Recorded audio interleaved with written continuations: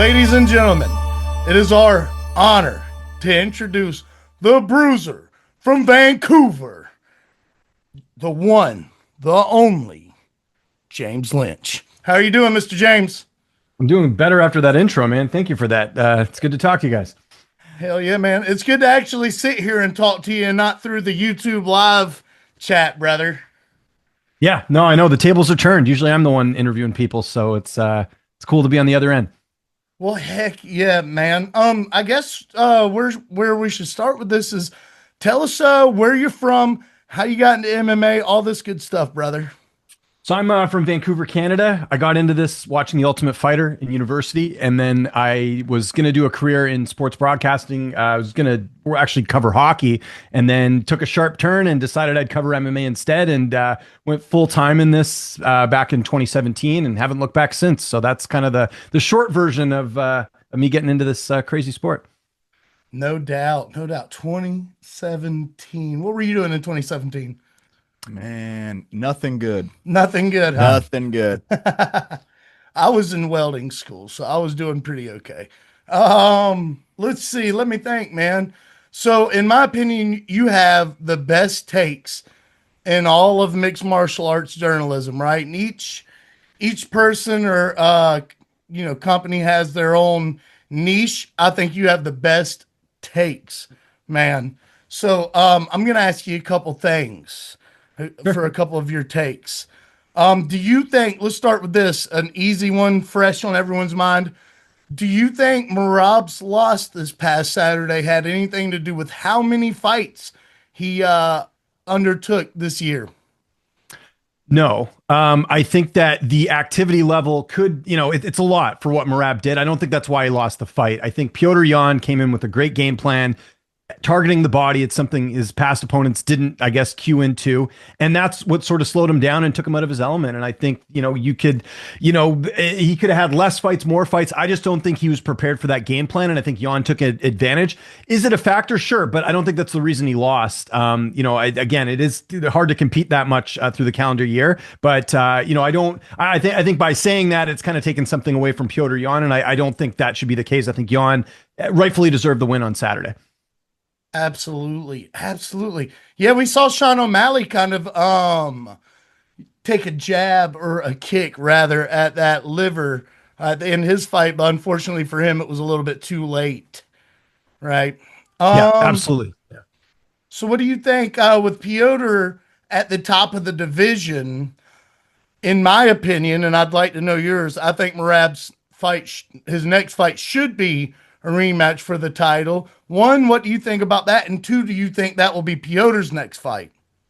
So I'll answer your first question. Should that be next? Yes. I am a firm believer in if you've defended your title multiple times, which Merab has, I think that you have earned the right to get an immediate rematch, regardless of how the fight turned out. I think Merab has earned that. He's had, and consider how active he was this year. I don't believe it was the UFC's original plan to have him fight on this card. They asked him if he would do it because they needed sort of some help with that. He stepped up. He did it. That should be rewarded. I don't have a problem if Merab wants to, cash in on that merit, in my opinion, of him defending his title and getting the next shot. Is that going to happen next? No. I think what they're going to do is they are going to wait to see what happens with Sean O'Malley and Song Yadong. And I know this is crazy, but I think if Sean O'Malley beats Song Yadong, the UFC will give Sean O'Malley another title shot because it's a fresh, it's not a fresh matchup, actually. Yan and O'Malley fought a number of years ago. It was a very controversial decision win for O'Malley. But the UFC, we've seen some of the recent matchmaking, right, with Diego Lopez getting the title shot against Alex Volkanovski. We see Justin Gaethje and Paddy Pimblett fight for an interim title while Arman Tsarukyan's left out in the cold. It wouldn't surprise me if they went with O'Malley. I think that they would they would ignore the fact that O'Malley's coming off a loss and say, well, O'Malley has it. This is how they would sell it. I'm telling you guys this right now. This is a very real possibility, in my opinion.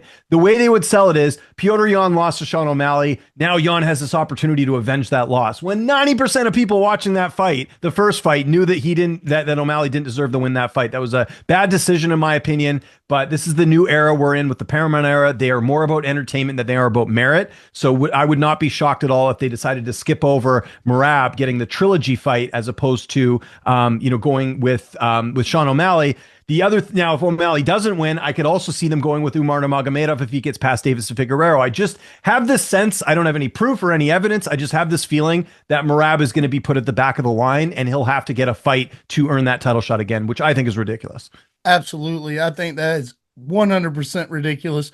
I also agree. You are talking to two Sugar Sean O'Malley fans who also agree he lost that fight to Piotr Jan. I believe that was in Saudi Arabia, something like that. Yeah, no, you're right. Yeah, Middle East. Yeah. But yeah, we did think we thought, he got a little favored during that bout. What do you think about the rumors of Poatan going up to heavyweight, and with him debuting in middleweight, obviously you could look at him and tell he was too big for middleweight, going up to light heavyweight, getting that title, losing it, coming back, getting it. Do you think he would be a solid challenger for a Cyril Gahn or a Tom Aspinall in the heavyweight division?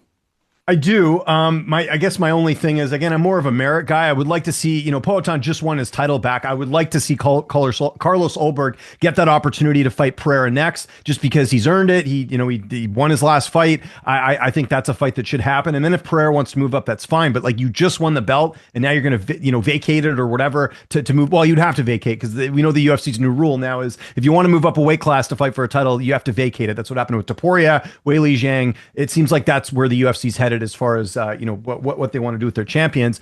Here's the thing with that. I mean, if you would have asked me this before the Tom Aspinall fight, I would have said absolutely not. There's no reason to do Pereira moving up a weight class after just winning the title. However, we don't know when Tom Aspinall is going to come back. This eye injury does seem pretty serious. The last sort of videos he put out in the interview he did with Ariel Helwani, there's sort of no timetable on Aspinall's return.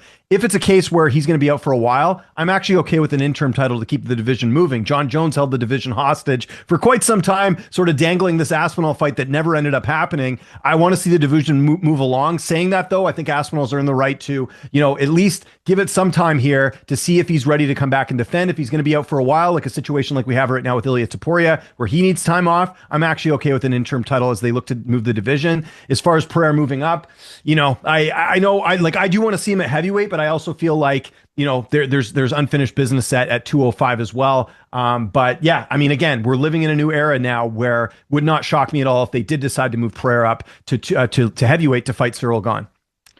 100%, man. This week we saw Henry Cejudo retire. Do you have a favorite moment of watching Henry compete? Yeah, it would have to be when he won the bantamweight title, because that was a crazy fight. I think people forget about how he won that fight, and that was against Marlon Moraes. And if you remember in that fight, Marlon Moraes was actually up in that fight. It was Cejudo sort of dug deep, got the finish late in that one, and he became a two-division champion by achieving or by finishing Marlon Moraes in that fight. That to me is the one that stands out. The other one that obviously people remember is the knockout over TJ Dillashaw. There was all that bad blood, and he finished the fight very quickly. So that's one too that I look at and I go like, hey, that's pretty interesting that he was able to go and do that. But I think, yeah, he's had a lot of highlights. And let me just say one more thing about Henry Cejudo. Like, there's sort of this newer fan narrative, like, oh, Henry's not good because he came out of retirement and he lost 4 fights. But I think we gotta look at the whole resume here. And Cejudo, what he accomplished, winning 2 belts in the UFC, is a very tough task here. Yeah, he didn't come back and it didn't work out for him in the end, but I think we got to look at how he looked in his prime. I don't like this sort of new idea that fans do where they look and be like, oh, well, on the latter half of their career, they didn't do well. Like, people were doing that with Fedor Emelianenko. Like, go watch Fedor Emelianenko in Pride and tell me who the best heavyweight in the world was at that time. It was Fedor Emelianenko. We got to look at the prime work of the fighter as opposed to what's happened after the fact. Cejudo's going to go down as one of the best ever. Most definitely. Yeah, I think one of my favorite moments of him was actually the night he retired when he TKO'd Dominic Cruz. Yeah. And Cruz gets up and he's arguing with the ref, and dude, he's just in his angry ways. Yeah, man. Yeah. So just a couple more of these takes.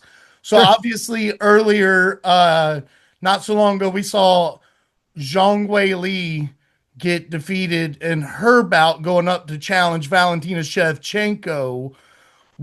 All right. In my opinion, she goes down. She faces Mackenzie Dern.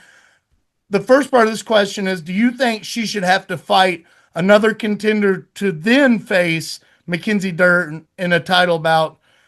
And part 2 to that is, What do you think the UFC's plan is going to be when she does soft earn, and then what do they have for her after that?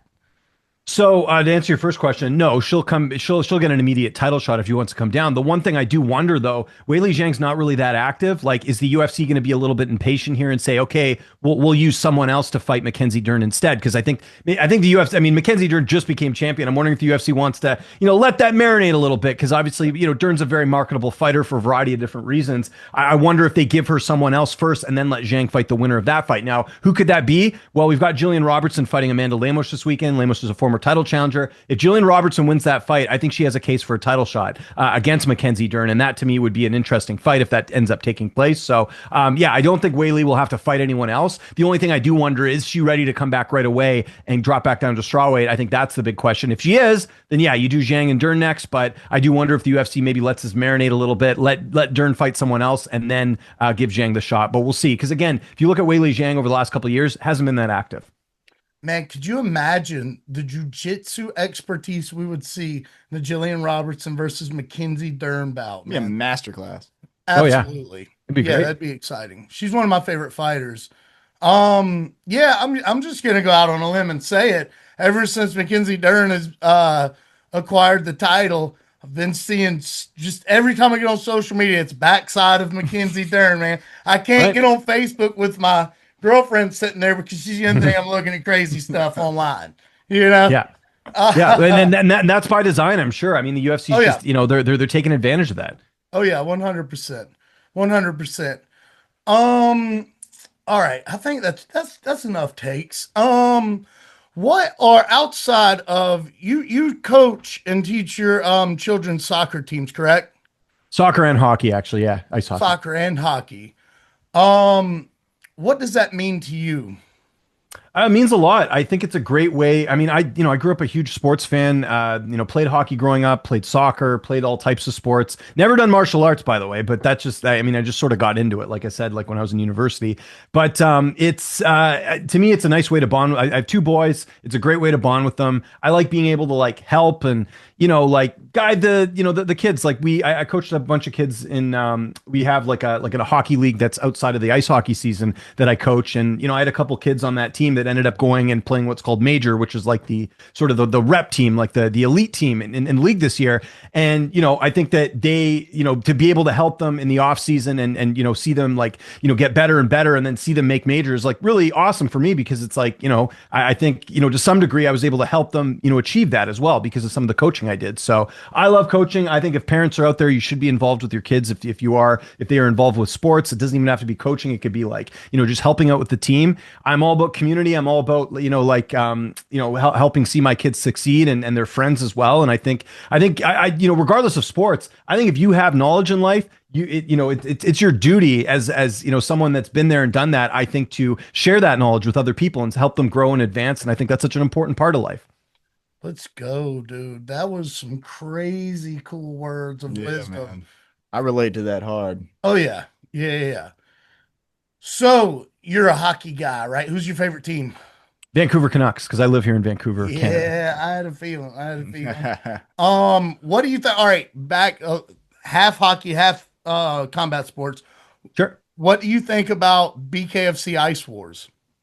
I think it's kind of a cool concept. Like they're on skates. I know like Brian Kelleher's doing it, Charles Rosa. These were, guys that are, were in the UFC but played hockey growing up. There's actually a number of like hockey and MMA connections, which is kind of interesting. Yeah, listen, I think it's unique. It's cool. I'm someone who's still in favor of fighting in hockey. There's a lot of people trying to drive that out of the game, and I understand the health risks that are, there, like if you fall on your head, that type of stuff. But, it's certainly not what it was back in the '90s when I used to watch hockey. You had goons that played on teams that would go and like take fights. So as far as BKFC Ice Wars, I think it's something different. I think, different's good, especially in combat sports nowadays where everything's kind of saturated. I think it's a positive thing. And the guy who's running it happens to be someone I know very well, Ian Heinisch, a former UFC fighter. I think he's doing a really great job with that, and look forward to the future of that side of things. 100%. We live in South Carolina here in the United States, kind of Yeah. on the opposite side of the continent, really, right? Yeah. We don't hear about BKFC Ice Wars that much. We have to do a lot of digging to get into it. but I've watched it. I love the concept of it. We had a hockey team here for a long time in the Augusta Lynx. They were like minor leagues, nothing Yeah, yeah. major. But it was a fun time to go watch. But what I remember most about the Augusta Lynx is those dudes from Southside Augusta were scrapping on the Oh yeah. ice. You know what I mean, man? Yeah. I think it'd Yeah, be cool. those some of those minor leagues, like I don't know if you've seen that. There's that documentary on Netflix that talked about the Danbury Thrashers, which was like basically a team that was like full of goons, and they would like play in this league, and they would a lot of these guys were like ex-cons and guys that were like fighting, and it was pretty interesting, like some of those stories in the minor leagues, because there's all types of hockey leagues out there. Like obviously the NHL is like the pinnacle. It's no different than MMA, right? You got the UFC, but you got all these other promotions around the world. Hockey's the same way, where they have all these different minor league systems. And listen, I'll say it a million times over. I think hockey's the best live sport that's out there. It's Come so on. much fun to go to. Like I even still here where I live in Vancouver, I'll go watch the junior team play. Like we're talking like 16 to 20-year-olds play, and it's good hockey. It's very entertaining, and I love hockey at every level. It's very very must see TV for me. Let's go. Let's go. So give us a little insight, James, a little smack some wisdom on us, brother. When you say Sure. goons, is that a specific definitive term used for a hockey player that also goes and fights, or is it just like a gangster hockey player? No, goons like they don't really exist anymore. So a goon is like someone that is literally just on the team to start fights. Okay. And the reason you would do that, this was like it doesn't really happen much anymore. But the reason you would have a goon on the team is like, let's say your team's down by a couple goals and you want to change the momentum. A guy will try and antagonize another guy to start a fight. Do you guys remember? Maybe you would have seen this, maybe you wouldn't. Do you guys remember the Four Nations last year with Come on. Canada and the U.S. and the game started and they started fighting? Like that Yep. was like awesome because like we just don't see a lot of that in hockey anymore. But that's just like how primal and how like big a rivalry Canada and the US is like when it comes to hockey. And back in the day it was more common. Like you would have guys that couldn't shoot the puck in the net really, couldn't really skate very well, but their job was to just beat the crap out of each other. You can find highlights on YouTube. Go look up like Ty Domi, Darren McCarty, Yep. Chris Simon. Like there's so many guys that like their job was just to go out there and fight. And it's not really the game's changed a lot now where they're kind of going a bit away from fighting. But I remember back in my day, like they would just have players that weren't the most skilled, but they could go and fight and win a fight, and it would change the momentum in a game. It was a very interesting strategy back then. Let's go, dude. Oh So, yeah. all right. We've tuned in. We've listened to you on your channel. Mhm. We know that you love regional scene MMA as well. Absolutely. What are your top two go-to regional MMA promotions? Okay, so I'm going to be a little bit biased because I work for both these promotions, but we'll go with Cage Titans. They're based out of Plymouth, Massachusetts. They are a very, very cool regional show. The best way I can describe it is like, think of like your college football like experience. Like the Cage Titans is all that. They have like, a really good like setup with like a bar that's close by to the venue.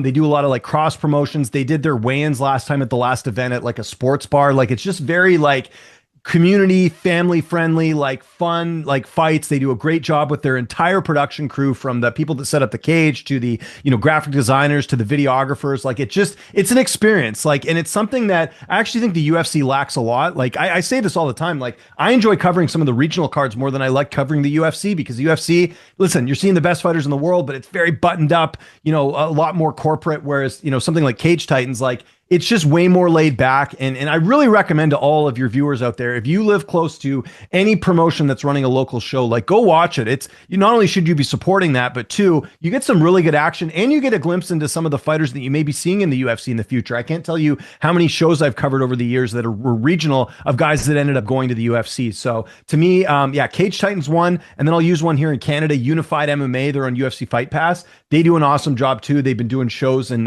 Western Canada, in Edmonton, and then Eastern Canada and Toronto. You get a mix of like some UFC vets, you get some up and comers as well, and it's not just Canadian fighters too. They have Americans come through as well. It's just a well-oiled machine that they do regular shows, good production. Like a lot of these regional promotions now are wising up to the fact that it can't just be the fights themselves. It has to be a good production, a good experience for the fans. Like it's got to be a bit of everything. And so those are two that really stand out to me. That was some good stuff. Hey, just to further that plug, how can we and our fans and followers tune in and check these events out?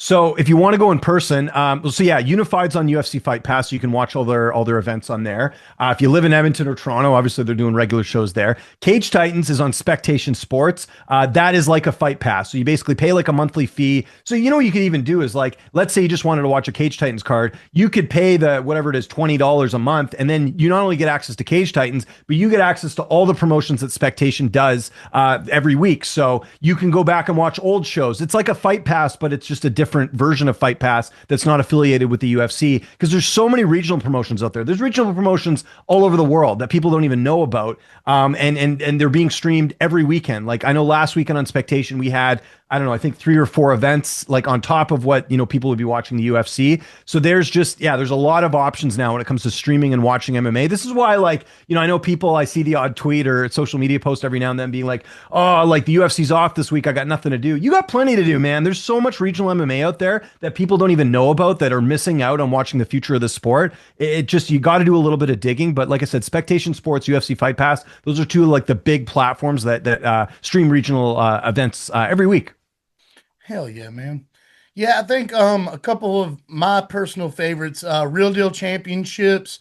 We actually picked up and sponsored a really, really good friend of ours now, AJ Fry.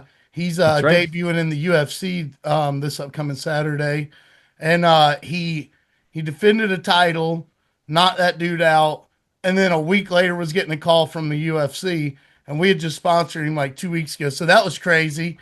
And then we like UBG MMA and 24/7 MMA, which is a bit further than the other two I just named, but all three are, East Coast ish events and have they put on really, really good shows for a Yeah, and fact. just a tip for your viewers out there too, because I get a lot of people asking me like, how do I get into doing what you're doing? One of the things that I did early on in my career that paid off big time is I would interview fighters that were on the regional scene. And guess what? A lot of those fighters that I interviewed are now in the UFC now, and I still have those relationships. And I don't have the luxury like a lot of the people do in our industry where, they have the UFC setting up interviews for them. I don't have that luxury. I have to go through management, I have to go through the fighter directly, which is fine. But a big reason that I'm still able to do this is because I've developed so many relationships with fighters over the years from doing those early interviews, fighters that nobody knew anything about back in the day. Like I interviewed a Sean O'Malley when he fought in LFA and nobody knew who he was. And now he's Yeah, one of the biggest superstars in the UFC. And this is why I tell people, don't just focus on the UFC if you're going to do coverage. Focus on the regional stuff because that stuff's just as important. It always needs more coverage.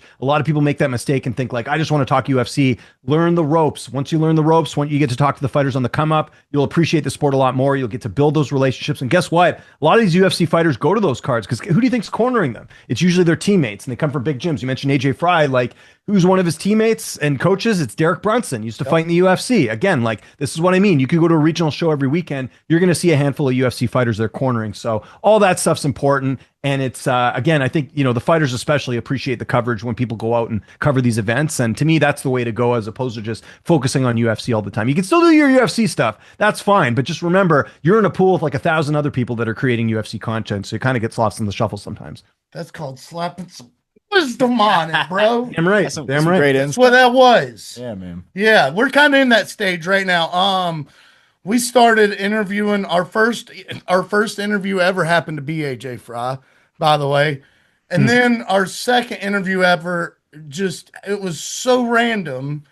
The champion from Power, and you gotta understand, we don't typically sit around on a Friday or Saturday afternoon and watch Power Slap. But it was like a take it as you get it kind of thing, right? We're brand new to this.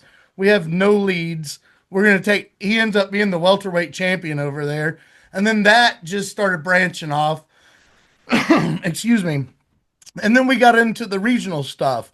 And then the regional stuff, these guys turned in go into the BKFC and into UFC and into PFL. And it's we're in that era or evolution, I guess, evolutionary state right there. We still talk to all kinds of regional guys. And our next step is to kind of do what you're talking about, going and interviewing maybe some post-fight interviews at regional scenes and stuff like that as well. Yeah, and you can get it. Like I was just at BFL, so where I live in Vancouver, we have Battlefield Fight League. They're also on Fight Pass. They're another promotion that's just regional and local. at their last event, because the UFC Vancouver card was on Saturday. Sean Shelby was there, the UFC matchmaker. Paul Felder was there watching the fights. Come Diego on. Lopez was there. Lupe Godinez. Like, this is what I'm talking about. You get like UFC fighters going to these shows too. And from a content guy like myself, like that's where I'm trying. I could get a Diego Lopez interview or one of these interviews, and there, it's better to get them there. Like, I'll tell you, the way they do the UFC media stuff now, because I covered a couple events this year. I covered the Seattle card, I covered Oliveira and Topuria, I covered UFC Vancouver this year. It's very like structured, where it's like press conference style. Who's going to give you a better interview at a press conference when everyone's watching or whatever, or when you're getting them off the cuff? You're going to get the better interview off the cuff. It's a one-on-one interview. It's not, worrying about other people asking questions and all that. That's to me, that's where you want to get all the content. And also, gym interviews are good too. If you can go to the fighter's gym and interviewing them there, because that's their element. They're relaxed there. They're feeling good. A lot of times when they're doing media, they've been asked, the same questions 1,000 times. They're up there on the stage. They got the microphone and stuff. It's not the same. I would highly recommend anyone who's looking to get in this industry, go to those gyms, go to the regional shows, get those interviews there. Don't worry about doing it, like I said, like at a UFC presser or anything like that, because it's just like you're not getting the same interview, in my opinion. 100%.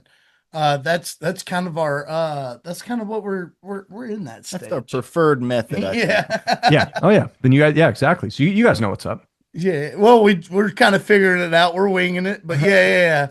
That's our newest method. Oh, before we get closer to the end of this thing, man, before we get there, I had a couple questions. What do you think about the BMF title? I don't like it. I know that's not a popular take. To me, it's like, I think the UFC is so hell bent on having title fights be on pay-per-views. I don't care. I just want to see good fights. It doesn't, like the BMF belt. It's like a cool little like gimmick thing. I didn't mind it a couple of years ago when it was Masvidal and Diaz. I was actually at that card that was in New York, and they had The Rock there and all that stuff. And it was awesome. Like, don't get me wrong. It was like a cool new thing, but like, it's still a thing and it's going on. And it's like, how do you even determine because Holloway fought Topuria, was the BMF belt not on the line there? Like, how does that work? Like, he lost to Topuria. Shouldn't Topuria be at the BMF? I don't even know how it works really. But my whole thing is that I think that, I just think it's like, it's not something I'm like, hey, we got to like defend this title or whatever. I just think it's kind of like a gimmick thing, but I'm not a huge fan of it, to be honest. I just want to see good fights. I don't think you need a title to prove that. Like, I think Oliveira and Holloway, the rematch itself is fine without the BMF title. So here's my thing. Here's my take on it. The original, the OG, the original belt was like really cool. Masvidal, Diaz, Oh yeah, New York, Madison Square Garden. You ain't no West Coast gangster. You know what I mean? That was cool. That was cool. Now it's kind of formed into what have you done for me lately? How many favors can I do for the UFC belt? That's it's more the bail me out belt. I mean, the whole reason they brought it back was because they didn't have any options for UFC 300, and they're like, well, we need like another big fight. And listen, Holloway and Gaethje was an amazing fight. That was awesome, but like, I don't think it needed to have the BMF belt. I think you could just have it as a standalone fight, which is fine. Like, it's I just don't. The UFC is so hell bent on like title fights, and I just don't think in this day and age people even really care that much. Like, maybe the UFC knows more than I do when it comes to this stuff, but I think most fans don't care if a title's on the line or not. They just want to see good fights. 100%. Amanda Nunes is coming back to face Kayla Harrison. Kayla Harrison's now obviously the champ, but when Amanda Nunes was straight up putting belt to ass in the UFC, Kayla Harrison was doing the same in PFL.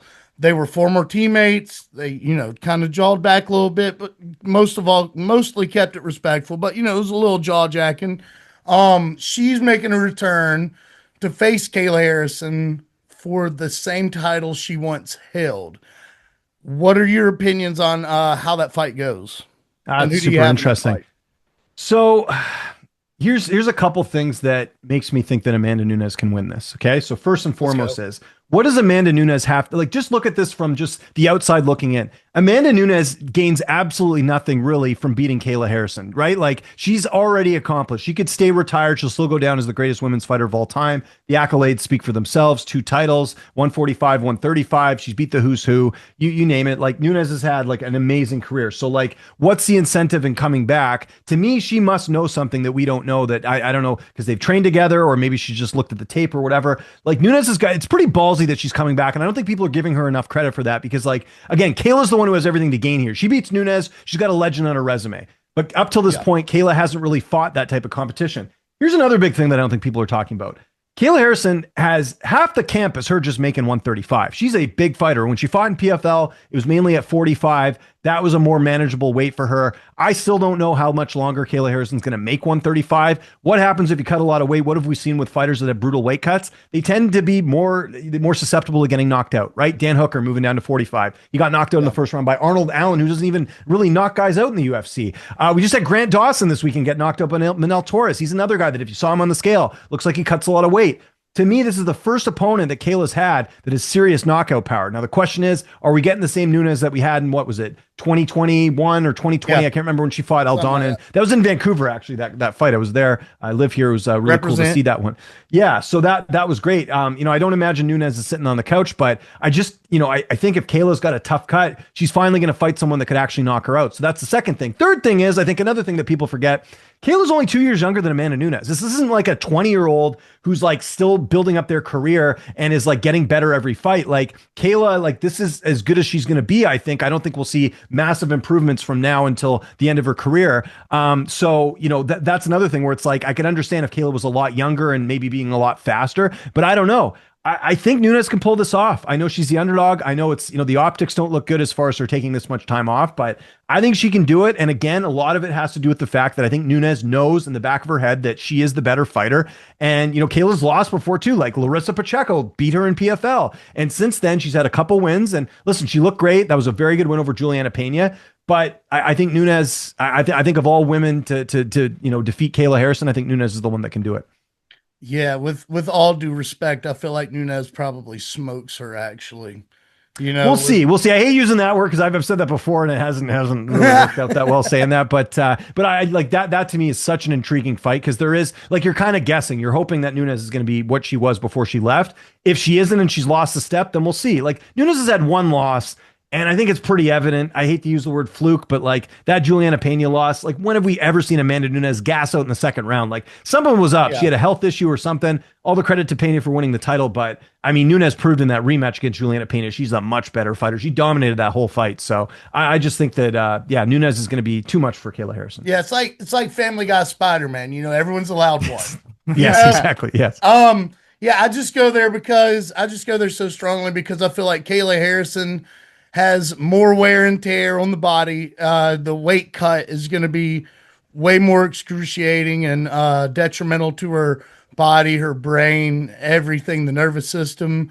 I feel like the only raw advantage she has against the greatest pound for pound women's fighter we've ever seen is the wrestling. But I feel like Amanda's savvy enough in the grappling and in the striking to stay away from that, And I feel like she smokes her. Well, the other thing is too. So if you actually look on, because I was curious this as well. If you look at Amanda Nunes's takedown defense, if you go to UFC stats right now, I'm going to pull up the stats right here just so I know what I'm actually talking about here. But if you look at Amanda Nunes, she's got 82% takedown defense. Like that's a really high number. And if Kayla can't get her down and it stays standing, Nunes is the better striker. I don't care what anyone says. She's the better striker. So that, and her strikes landed per minute is 4.55. Her striking accuracy is at 51%. Like those are good odds. I like those odds against Kayla Harrison for sure. 100%. Well, James, you have been an absolute pleasure to speak with. Man, this has been an honor, brother. I watch your show. It might not be every time. I'm a hardworking dude, 12-hour shifts all the time. He's always on the road. He's a professional musician, but brother, every time we get a chance, we tune in and we just want to say thank you for coming on. And brother, it's been a pleasure. Well, hey, pleasure's all mine. You actually look like a Canadian, honestly. You fit the mold of a lot of us Canadians here with the beard and everything, man. I love the whole getup. Love the questions today, guys, and appreciate the support, man. Like I said, like I say this all the time. Like I am super grateful to even have an audience that people, care what I have to say about MMA. It's really, really awesome, and appreciate you guys having me on. This was a lot of fun. Your viewers can check me out at Lynch on Sports on all platforms. I keep it nice and simple. That's LYNCH, like Becky Lynch on Sports. Keep it nice and simple there. So thanks for having me on, guys. Let's go, man. Maybe we can do this again next year sometime, brother. Anytime, man. Hit me up. As long as I'm not coaching or doing other stuff, because I do have a lot going on outside. We'll make it work, though. Loved how we scheduled this in advance, though. I really appreciate it, man. Yes, sir. Well, take care, brother. And until next time, stay hot, James. I will. Take care, guys.